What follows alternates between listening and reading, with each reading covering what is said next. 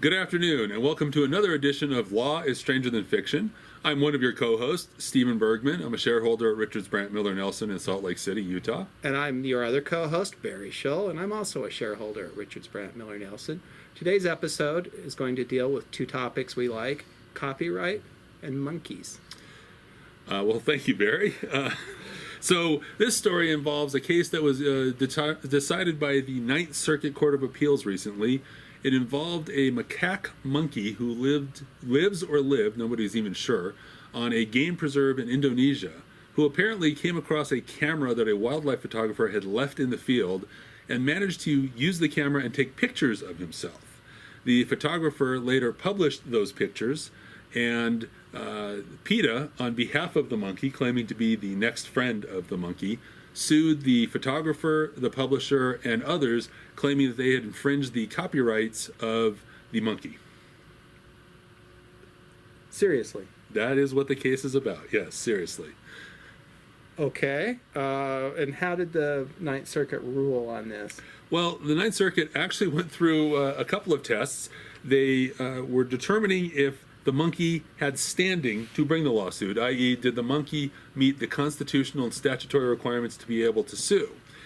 Surprisingly, they seemed to think that there was a possibility of a monkey having constitutional standing to sue somebody, but ultimately they ruled on the case that under the Copyright Act, only a person or a company could sue, and that a monkey was neither a person nor a company, and therefore lacked standing to sue. And there was some precedent for this decision, right, involving the wildlife of the oceans?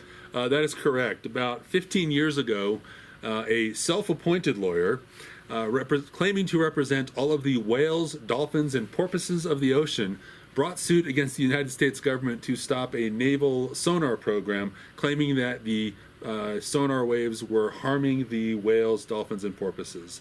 And in that case, the Ninth Circuit again ruled that while the cetacean community might have standing under Article 3 of the Constitution, they did not have statutory standing to sue the United States government. So put another way, both the case involving the cetaceans and that involving the monkey came out the same way. They did come out the same way, but both of them suggested that if Congress authorized it, an animal could potentially have standing to sue. So what was the outcome here in this Ninth Circuit case involving the photographic monkey? Well, at the end of the day, PETA lost the case. The monkey, assuming he is still alive, doesn't have any copyright and therefore is not able to sue the owner of the camera or the publisher of the book that used these images. And they're allowed to continue to profit off of this picture because there is nobody who owns the copyright, so there's no royalties that they'll have to pay. Now, I know copyright law is something you do a fair amount of, Barry. If you could talk a little bit about that before we finish up here. Yeah, copyright's designed to protect works that are what we call sweat of the brow. So poems, songs, choreography, sculpture, photos. Yes, definitely photos.